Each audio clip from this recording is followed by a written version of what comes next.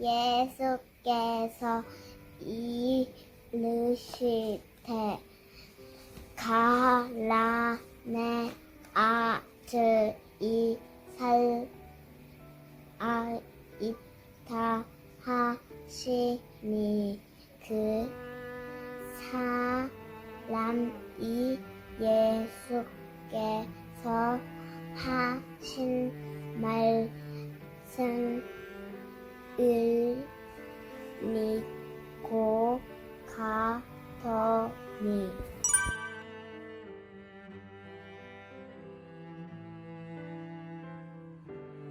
그의 길교회 김영배 목사입니다. 오늘은 왕의 신하와 예수님의 만남을 살펴보려고 합니다. 여기 왕의 신하라고 번역된 헬라어는 바실리코스라는 단어인데요.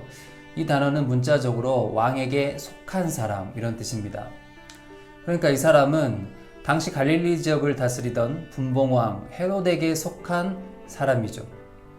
우리말 성경의 번역대로 헤롯 왕의 신하일 수도 있고요. 혹은 그냥 헤롯 가문에게 속한 귀족일 수도 있습니다. 아무튼 이 사람은 굉장히 지위가 높은 사람이죠. 권력층에 있는 사람이고요. 굉장히 돈도 많았을 것입니다.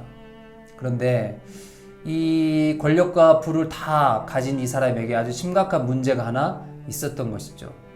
바로 자기 아들이, 어린 아들이 병에 걸려서 거의 다 죽게 되었다는 것입니다. 권력도 있고 또 돈도 많으니까 할 수 있는 것을 다 해봤을 것입니다.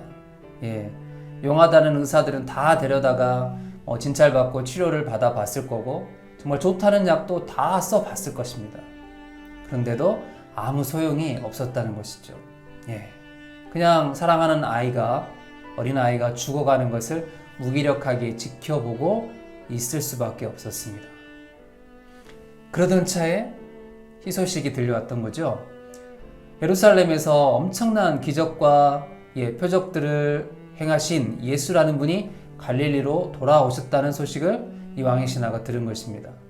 그래서 이 왕의 신하는 아버지는 말 그대로 정말 열일을 다 제쳐놓고 급히 지금 이 왕의 신하가 사는 곳은 가버나움인데 예수님이 계시다는 가나로 한 30km 정도 떨어져 있는 가나로 정말 열일을 제쳐놓고 급히 찾아왔습니다. 찾아와서 예수님께 간청하는 것이죠. 청컨대 어서 와서 내 아이를 좀 고쳐주소서. 내 아이가 병에 걸려서 거의 다 죽게 되었나이다. 그런데 이 왕의 신하의 이 간청을 듣고 예수님께서 이렇게 말씀을 하십니다. 너희는 표적과 기사를 보지 못하면 도무지 믿지 아니하리라. 이렇게 말씀을 하세요.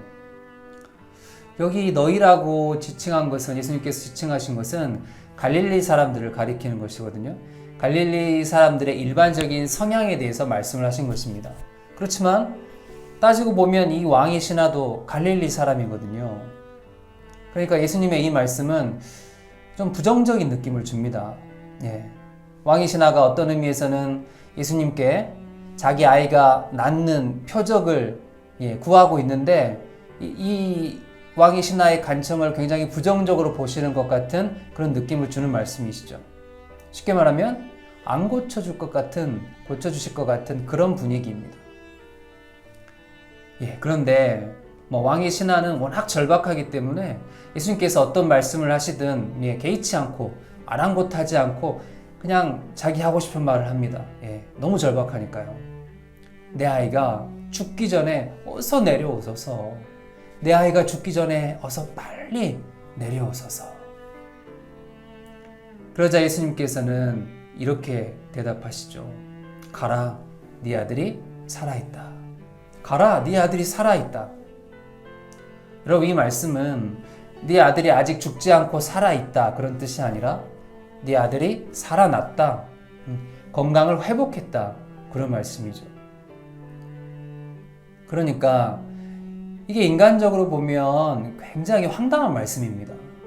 지금 이 아버지가 자기 아들이 거의 다 죽게 된 것을 보고 확인하고 다른 방법이 도무지 없어서 예수님께 찾아온 거잖아요. 그런데 자기와 함께 가버나움에 내려가 보지도 않고 뭐 그럴싸한 제스처, 치유의 제스처, 치료의 제스처 뭐 그런 거 한번 치유해 주시지도 않고 그냥 말로만 가라, 네 아이가 살아있다 이러시는 거니까 이게 얼마나 사실은 황당한 말씀입니까? 그럼 이 말씀은 사실은 도무지 믿을 수가 없는 말씀입니다. 믿을 수가 없는 말씀이죠. 그런데 이 믿을 수 없는 말씀을 왕의 신하는 믿고 갔다는 것입니다. 예, 따지지도 않고요. 예, 토를 달지도 않고요. 어떻게든 예수님 모시고 가버나움으로 가려고 길을 쓰지도 않고 그냥 그 말을 듣고 믿고 그냥 갔다는 것입니다. 여러분, 이것은 정말로 굉장한 믿음이죠. 굉장한 믿음이죠. 표적과 기사를 보지 못하면 도무지 믿지 않는 다른 갈릴리 사람들하고 좀 구별이 되는 믿음이라고 볼 수 있을 것 같습니다. 아마도 그래서 사도 요한이 이 왕의 신하의 믿음 이야기를 요한복음에 기록해 놓은 것이겠죠. 귀감이 되고 또 본이 되니까요. 그런데 재미있는 것은 이 왕의 신하가 예수님의 말을 믿고 돌아가는 길에 자기 종들을 만나서 아이가 살아났다는 말을 듣고 보인 반응입니다. 이렇게 묻죠. 아이가 언제 낫기 시작했느냐? 아이가 언제 낫기 시작했느냐? 여러분, 이 왕의 신하가 이걸 지금 왜 물은 거죠? 네? 아이가 낳은 것이 정말로 예수님 때문인지, 정말로 예수님의 능력 때문에 아이가 낳은 것인지, 아니면 뭐 다른 요인이 있었던 것인지 확인하려고 물은 것입니다. 가령 자기가 집을 떠난 사이에 뭐 자기가 그동안 몰랐던 어떤 신통한 의사가 와서 아이를 고쳤을 수도 있잖아요. 또 정말 뭐 그동안 감춰져 있었던 어떤 신비의 명약을 먹고 아이가 갑자기 회복을 했을 수도 있잖아요. 그런 요인이었는지, 정말로 예수님의 말씀, 예수님의 능력 때문이었는지 왕의 신하는 확인을 해보고 싶었던 것입니다. 그러니까 오늘 이 말씀에 이 왕의 신하가 예수님의 말씀을 듣고 믿고 갔다 이렇게 기록이 되어 있는데, 그 믿음이 사실은 온전한 믿음이 아니었다는 것이죠. 온전한 믿음이 아니었다는 것입니다. 온전한 믿음은 언제 생긴 거죠, 그러면? 온전한 믿음은 아이가 낳기 시작한 시간과 예수님이 말씀하신 시간이 일치한다는 것을 확인하고 난 후였습니다. 여러분, 이처럼 우리가 예수님을 만난다고 해서, 예수님을 인격적으로 제대로 만난다고 해서 처음부터 우리가 온전한 믿음을 갖게 되는 것은 아닙니다. 믿음은 시간을 두고 천천히 성장하는 것이죠. 우리가 예수님을 아무리 제대로 인격적으로 만나도요, 완성된 수준의 믿음으로, 완전히 메이드된 상태의 믿음으로 우리에게 믿음이 주어지는 것이 아닙니다. 믿음은 자라가는 것입니다. 성장하는 것이죠. 그리고 바로 이 믿음의 성장을 위해서 반드시 필요한 것 중에 하나가 정직입니다. 정직입니다. 내 자신에게 정직해야 합니다. 못 믿겠으면 못 믿겠다고 하나님께 말을 해야 합니다. 오늘 이 왕의 신하처럼 뭔가 확인해 볼 수 있는 그런 여지가 있다면 확인을 해보는 것도 그건 나쁜 것이 아니죠. 질문이 있으면 질문을 해야 합니다. 질문한다고 해서 불신앙인 것이 아닙니다.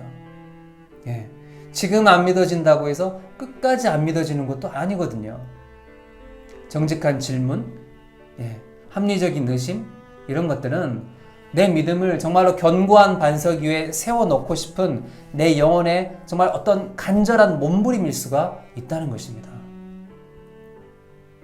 다른 사람들은 몰라도요, 예수님께서 바로 이것을 아십니다. 알아주세요. 그래서 우리의 믿음을 도와주시죠. 정말로 기꺼이 도와주십니다. 예수님께서 의심 많은 제자 도마에게 뭐라고 말씀하셨습니까? 화내시거나 책망하셨습니까? 너 왜 이렇게 의심이 많으냐? 다른 제자들은 다 그냥 믿는데 너는 왜 이렇게 의심이 많느냐? 예수님께서 책망하셨습니까? 그러지 않으셨습니다. 내 손에 못자국에 네 손가락 넣어봐라. 내 옆구리 창자국에 네 손 넣어봐라. 그렇게 해서라도 믿음 없는 자가 되지 말고 믿는 자가 되라. 그렇게 말씀하셨습니다. 오늘 만남의 키워드는 믿음과 믿음 사이입니다. 좀 더 연약한 믿음과 좀 더 온전한 믿음. 모든 그리스도인은 늘 평생을 통해 이 사이에 있죠. 우리는 평생을 통해서 연약한 믿음에서 더 온전한 믿음으로 성장해 갈 수 있습니다. 또 성장해 가야만 합니다. 그리고 이 성장을 위해서 꼭 필요한 것이 바로 정직이라는 것이죠. 나 자신에게 정직해야 되고 하나님께, 예수님께 정직해야 합니다. 내 마음에서 들리는 소리들 억누르지 말고 말 그대로 정말 예수님께 다 정직하게 그대로 아뢰는 것입니다. 그러면 예수님께서 우리 상황에 맞게 우리의 믿음을 도와주신다는 것이죠. 그것이 바로 말씀의 약속입니다. 복음서에 기록되어 있는 그 귀신 들린 아이의 아버지처럼 예수님께 간청하는 것이죠. 저의 믿음 없는 것을 도와주소서. 자기의 믿음 없는 것을 시인했습니다. 그리고 그 믿음 없는 것을 도와달라고 예수님께 간청했던 것이죠. 그런 것처럼 주님, 제가 믿음이 없습니다. 믿음 갖도록 도와주십시오. 주님, 제가 지금 너무나 연약한 믿음입니다. 제 믿음이 더 견고해질 수 있도록 주님 좀 도와주십시오. 이렇게 간청하는 것입니다. 예수님께서 기꺼이 도와주시는 것이죠. 우리의 믿음을 성장하게 해 주시는 것이죠. 그래서 마침내 우리가 다 믿음의 조상 아브라함처럼 정말 아브라함이 바랄 수 없는 그런 상황 속에서도 바라고 믿었잖아요. 그런 것처럼 정말 우리도 바랄 수 없는 중에 바라고 믿는 정말 하나님을 기쁘시게 해드리는 그런 믿음을 우리 모두가 갖게 되시기를 주님의 이름으로 축복합니다. 다음 시간에 또 뵙겠습니다.